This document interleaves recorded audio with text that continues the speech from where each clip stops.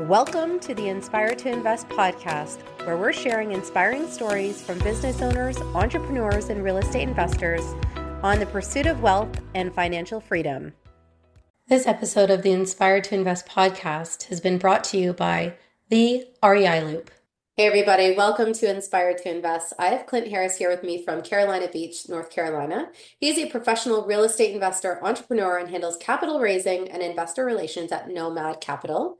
With a background in medical sales, Clint built a lucrative multifamily real estate portfolio, then converted to high-performing Airbnb properties, which eventually led him to start Going Coastal Property Management. For diversification, he transitioned over into self-storage investments, eventually joining Nomad Capital as a general partner, buying old big box retail buildings and converting them into self-storage units. So I think that's a really interesting concept, and we'll dive a little bit deeper into that. But maybe you can take us back to what life looked like before when you were in medical sales and how you transitioned over into the real estate space. Sure. And thank you for having me. I'm happy to be here. Appreciate the invite. So I had a 16-year career in medical sales, implanting pacemakers and defibrillators. So I would go into surgery and help put the devices in. It's kind of a young man's game. It does have a high ceiling, but you're on call a lot, working nights and weekends. And I knew that, in my opinion, my generation, I'm 42 years old, but my generation has basically lost the ability to save our way to retirement. And I feel like most of us have to be aggressive and invest our way there. So I chose real estate as the vehicle as a young man that I was going to use to create an off-ramp from that busy lifestyle of trading time for money. Yeah. So my first house was a duplex, lived in one half, rented the other half out and lived there for free. Yep. Thought I had invented this new concept that apparently people have been doing for 1,000 years, but it was long before I'd ever heard about house hacking or anything like that. So that started me on a journey of small single family properties. I bought 9 single family properties before I discovered that's a very slow way to get ahead. Yep. And then I took a promotion in 2017, moved to the beach in Wilmington, North Carolina. That opened up the door to buying small multifamily properties with bad month-to-month long-term tenants, converting those into Airbnb short-term rental units. And what's the landscape like where you are? Like, is it a landlord-friendly state or is it more? Yeah, very. So this is a beach town. Wilmington is a peninsula with 4 beaches around here. I specifically chose to invest on an island called Carolina Beach because it's the DNA of the community. It's been a beach island forever, and short-term rentals is very much a part of that, and I knew that wasn't going to go away. Now, I know that sometimes people go into short-term rentals and they might struggle with vacancy issues. What's that like for you in that area? So the first time I pulled the data and bought my first unit in 2017, there was 1,128 active listings on the market. I'm an extremely data-driven analysis person. The one thing that you can't control with short-term rentals is how many other listings are in your market. So it went all the way up to 1,250 and then 1,550 during COVID. We were shut down for a couple months, and then everything exploded and we hit numbers that were absolutely out of the park because all of a sudden everyone was location independent and there was stimulus money. Yeah. So the next 2 years were incredible. The 2 years since then, we started this past summer with 2,500 listings and we ended the summer with 3,600 listings. So there's more than 3 times what I started with. Yeah. So my listings have still done very well for 2 reasons. Number one, I've been doing it for longer than everybody else, so I have more reviews. Number two, I couldn't find a company that could manage my properties and get the same number I was getting several years ago. So we built one. It took me 2 years, but we built out a property management company. That property management company now has 4,500 5-star reviews. Wow. So my properties get the benefit of that as well. Yeah. But even then, that having been said, I have 3 quadplexes and a duplex that we still own. I'm going to keep a couple of those because they're tied to my children's education. I got 2 young boys. Yeah. The rest of them I'm slowly liquidating, and I'm going all in self-storage and passive syndication investments. Awesome. So I know we were talking about that a little bit before we hit record. Now, can you talk a little bit more about your approach? Because it was really unique, and I can't say I've necessarily ever heard of anyone that's got this strategy. So walk me back to the beginning and just explain for everybody how you're approaching self-storage. Sure. So my vision of my real estate investing career has always been that I want to fail fast. It's my money. I'm okay with being cavalier with it, and I want to move quickly to learn the lessons that I can to get to a point where it changes my life in a very meaningful financial trajectory kind of way. I got to the part of my short-term rental journey where I was frankly burned out on tenants. An average property has 8 to 10 tenants in it per month throughout the year. And it's a very active strategy. I replaced my income in medical sales through short-term rentals, but I did it wrong. I was always looking for that quote unquote financial independence. Once you hit that the first time, I think most people realize that's really not what we want. That's a buzzword. It's a marketing term. Yeah. What we really want is financial, time, and location independence, because those three things together create an independence of purpose. That's where you go where you want, when you want, do what you want. You're not trading your time for money. Yeah.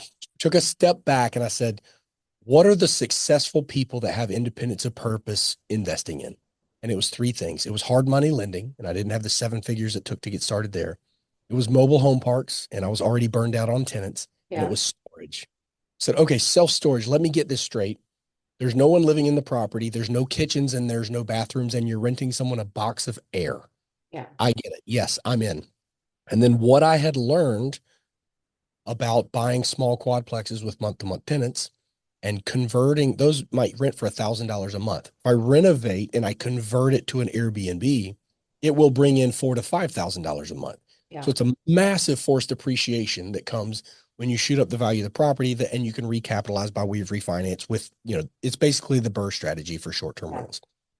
So the idea, I networked locally. I'm a big extrovert and I believe in the power of relationships and people. So through local networking, I met my partners, a father and son team of Eric and Levi Hemingway, that had already done one or two conversion projects previously. So we pulled together. I put in money. We got about 700 or 800 grand from the doctors that I was doing surgery with, who were my best friends at the hospital. Yeah. They put me in. We bought an old Kmart building. We bought the shell. This is the key, right? When you flip a house, you don't make your money when you sell it or when you renovated it. You made your money when it smelled like dogs and cats and you bought it dirt cheap. We bought a Kmart that had been empty for 10 years for 1.5 million. It would have cost us 6 to 7 million just to build the cinder block shell if we tried to do that from the ground up, and would have taken us 3 years. Instead, we bought that building a year later. We had it opened as a climate controlled self-storage facility, bought it for 1.5, put 2.5 million into it, stabilized facilities worth a little over 9 million. Wow. Wow. Okay. This works. So it's half the cost of traditional ground up development. It's in a third of the time, and it includes the cost of the land already. You think about a Kmart, residential density, 135, 7 mile radius. Everybody in that town knows where that store is. Yeah. Used to go buy their home goods there.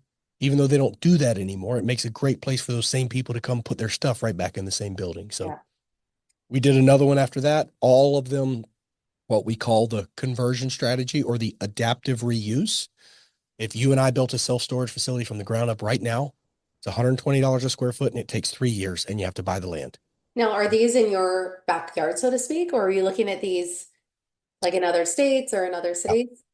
We started close, but across the Southeast. We're based in Wilmington, North Carolina, Yeah. but we have projects across North and South Carolina, Tennessee, Virginia, Georgia. Okay. We have done in the last 3 years, 2 Kmarts, 3 warehouses, 2 textile mills, a grocery store, a soda bottling facility. Right now we're doing a boot factory and a carpet factory, and we got another one under contract. Now, how are We're you structuring these deals from a capital raising perspective? So obviously you're one of the GPs. You have, sounds like you're bringing in, your doctor community into your investments and stuff like that. But how many, from a syndication standpoint, what does that look like? Are they getting their capital back within 2 years or 3 years, and like what the returns are like? Can you talk a little bit about that?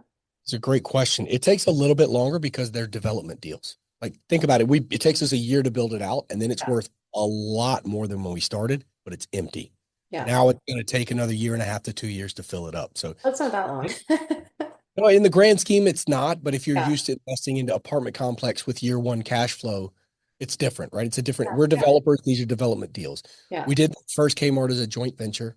After that, we started syndication. I raised capital from groups of investors, Yeah. mostly doctors at first, but now we have about 160 people invested with us. We're just coming up on 20 million that we've raised. Yeah. We're sitting on 150 million in assets under management that we put together over the last 3.5 years.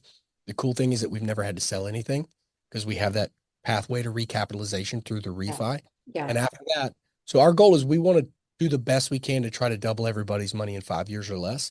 Yeah. The good news about that is that it's tax free because we're not selling the properties to Okay, create a refinancing. capital gain. Yeah. We do a cash out refinance. Yeah. Everybody gets their money back plus a big chunk. And after that, everybody stays in. Yeah. We're not pushing out the investors. They stay in, take your money, go buy a boat or move on to the next project, Yeah. but you're going to keep that equity and it continues to pay forward. That's the reason behind the name Nomad Capital. A nomad is somebody who goes where they want, when they want, and does what they want. Nice. Yeah, I love that. Now, in terms of some of the challenges that you experienced kind of going into this asset class, can you talk about some of the obstacles that you faced and any lessons that came out of it?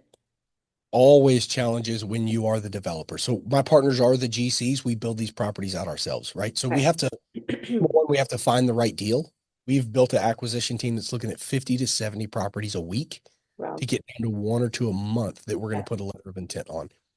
Every project has significant challenges because these were not built as self-storage. They could be built as a textile mill 80 years ago, or as a carpet factory, or a soda bottling facility. So there's always challenges there.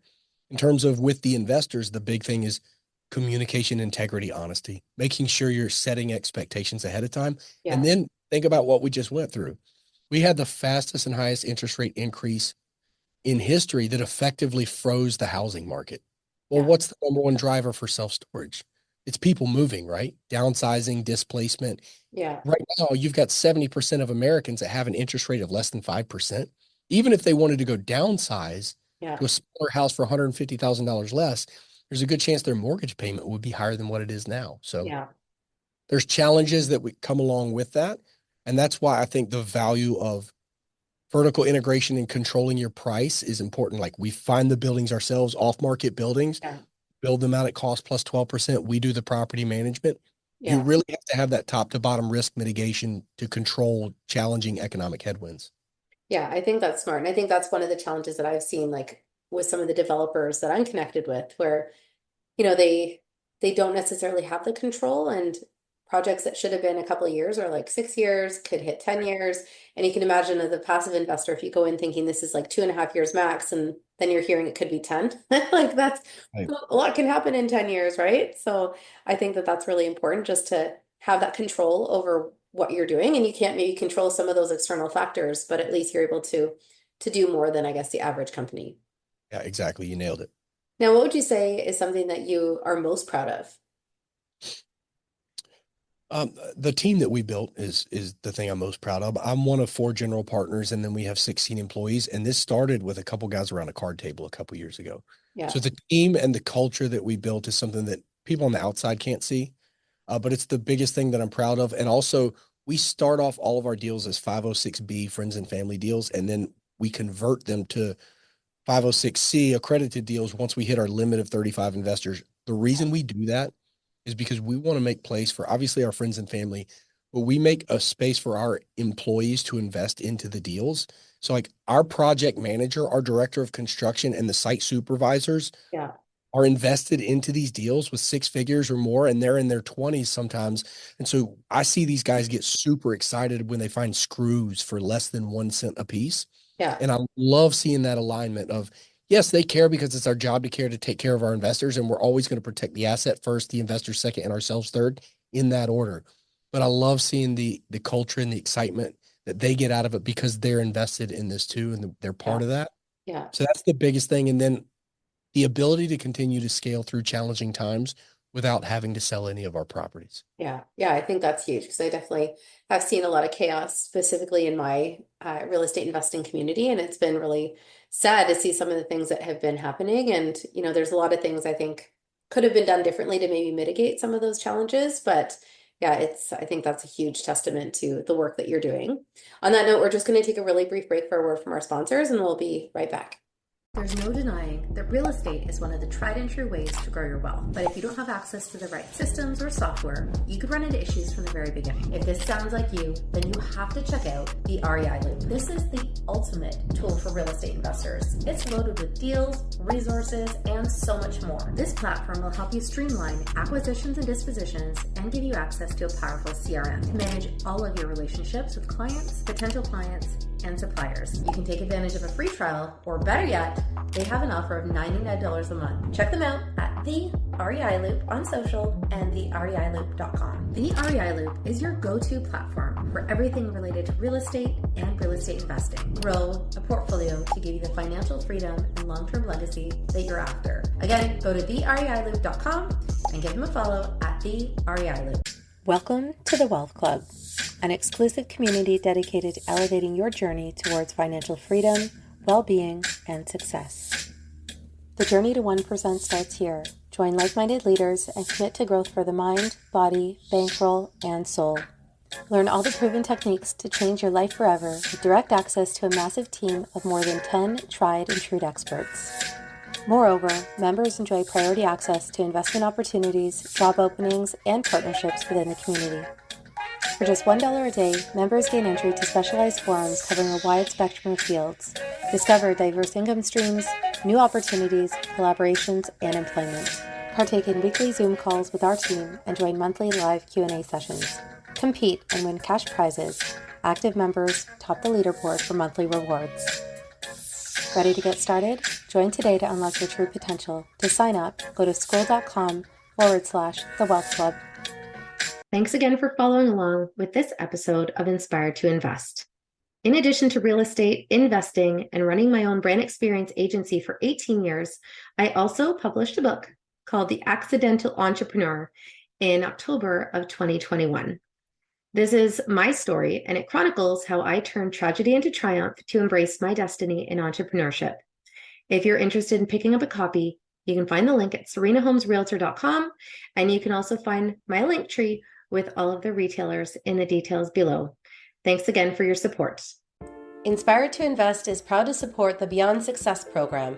In today's complex world, it's absolutely crucial for our youth to learn how to take charge of their financial future. We believe that every young person deserves access to accurate, practical financial information.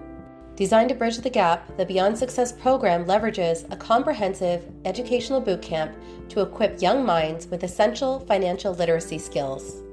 At Beyond Success, it's not just about teaching financial literacy, it's also about fostering a foundation for a prosperous and empowered future.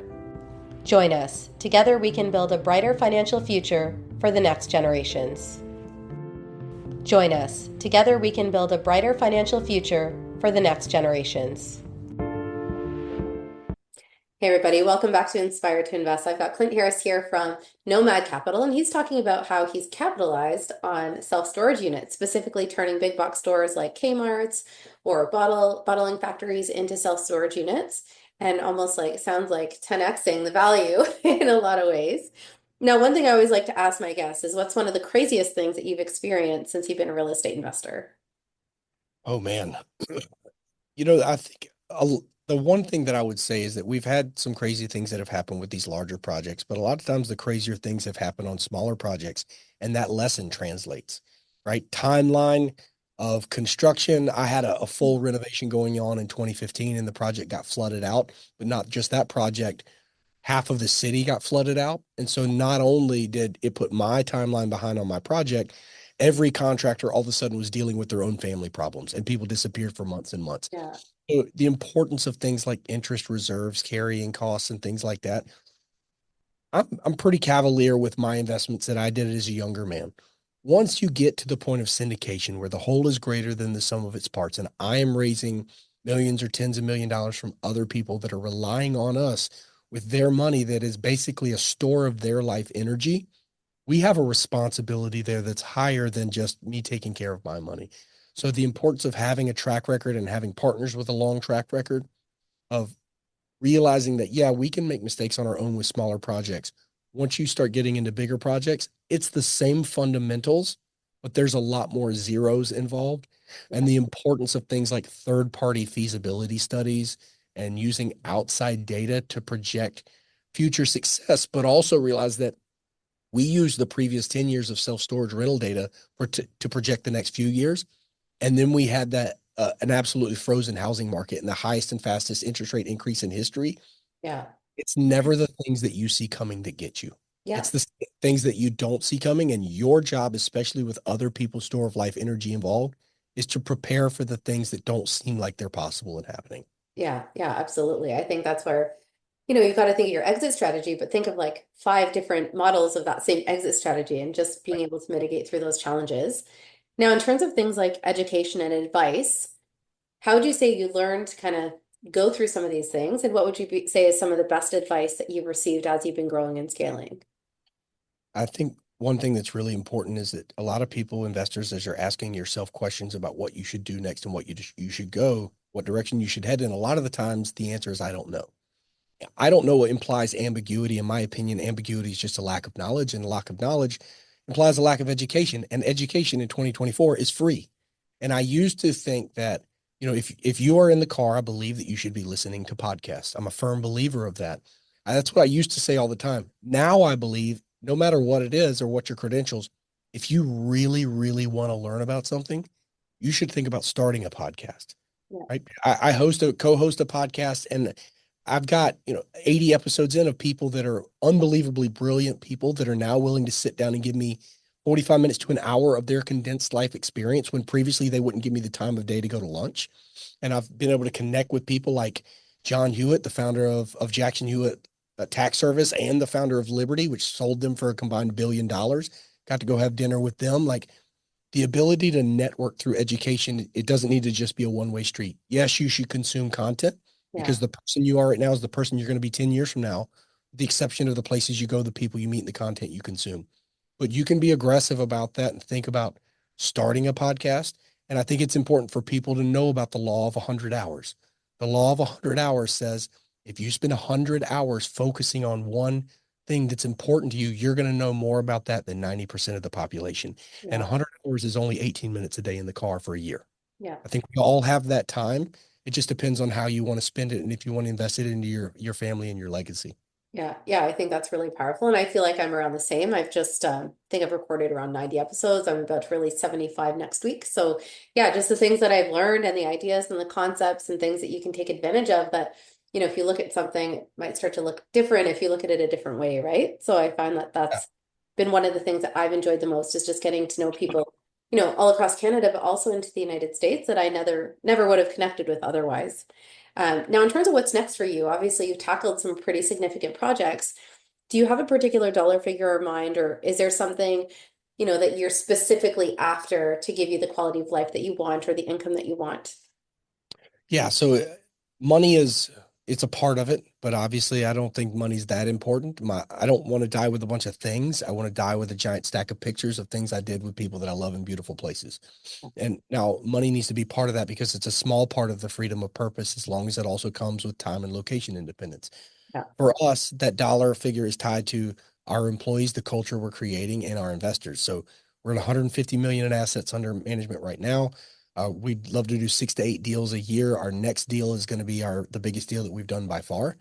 And our goal over the next 2 years is to get to 300 million and then 500 million and over a period of 10 years, starting from 3 years ago, to get to $1 billion in assets under management. Um, I'm sure along the way we're going to sell some of those, but the idea is that we're ending this with a portfolio of properties that gives us freedom of purpose, where we can focus on building a legacy for our family, where they're not spending their lives chasing more money, that we can focus on things that have a little bit bigger significance than just dollars. Yeah, no, I love that. Now, how would you say real estate investing has really changed your life up until this point in time? Say that again. Which part of it did you say? How would you say real estate investing has already Oh, changed your life since you went from, medical sales to building out these self-storage units? so I've been thinking about this recently, and I think I have an answer for this. So in medical sales, I was the guy that a lot of these cardiologists, surgeons, and electrophysiologists rely on to go into surgery. And even though I got 3 weeks off a year to go on vacation, I felt guilty taking that, because these people, we were in the trenches together. I was a very small piece of a big machine saving lives. And I felt importance with that. And also I felt pressure from my physicians to be there for them, the staff, and the patients, to support that. So I've got two boys, 5 years old and 18 months old. And even though I got those 3 weeks a year, and I was on call for a lot of weekends, I really had about 1 week a year dedicated phone off family time, right? So my 5 year old, let's say he's leaving the house at 18. That's 13 more years for a total of 13 weeks that it's really dedicated, Yeah. you know, nothing else distracting us, right? And I've got, 15 years, 16 with the younger, right? So what's the median there? Call it 14 Yeah. weeks really that I get time with those boys. Now, it's starting in 2026. The plan is for the general partners to take a couple months off a year in between projects Yeah. to try. And I want to we live on an island. It's not the richest place around, but I grew up in a very poor family. I have concerns about raising my sons around a lot of money. So I want to travel to places that create empathy and apathy and understanding of people and do some mission work and things like that. And if I'm talking about instead of 1 week a year for the next 14 years, I Yes, can take 14 weeks a year yeah, in that same period of time. It's literally a 10x multiplier on the dedicated amount of time that I get to spend with my kids. And yes, that time is important, but yeah, if I leave my boys money, history shows that 3 generations later, the money's probably gone and my family's probably bad people. If I'm able to impart a sense of value and community and affecting the people around you in a positive way and yeah, a family constitution and a family foundation, yeah, and the amount of time I spend with them is 10x more than it would have been, that probably dictates what they think their relationship with their sons and grandsons looks like as a normal relationship. That I think gives a possibility of 6, 7, 8 generations later. Nobody said my name for 200 years at that point. yeah, Probably a better chance that they're better people creating wealth and value for themselves and their yeah. community.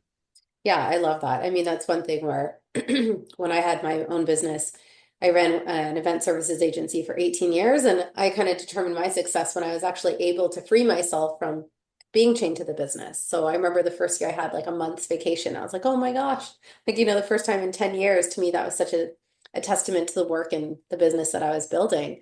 But I Sure. believe the same thing. I have an almost 5-year-old, and your priorities really shift when you have a little person that you're trying to mold and craft into being a good person and a good human, and you want to spend that time with them, right? I think when we were growing up, we were just kind of there. Like when I don't know what your family was like, but my parents said you're just kind of there with them, where I feel like things have really changed and just how people perceive families and what's really fulfillment has really changed. So I think that's really powerful. Now, I always like to ask people, since the name of this podcast is Inspired to Invest, if they have a particular quote that motivates or inspires them. So do you have one that you would want to share? Yeah, I think that's just from my partner. He always talks about how risk is a muscle. My partners are father and son team of Eric and Levi Hemingway. My partner built his first self-storage in 2006. And then when the market crashed in '08, he and his wife and their 5 kids bought a 36-foot catamaran sailboat, sight unseen in Greece, and ended up sailing for 3.5 years, waiting for the economy to turn, even stopped and had Wow. a kid in Jerusalem and then kept sailing, then sailed across the Mediterranean and then all the way across the Atlantic back to Wilmington and Wow. started building and built everything up from there. And one thing he always says is in medical, I left medical sales in 2022 to do this full time. Risk is a muscle.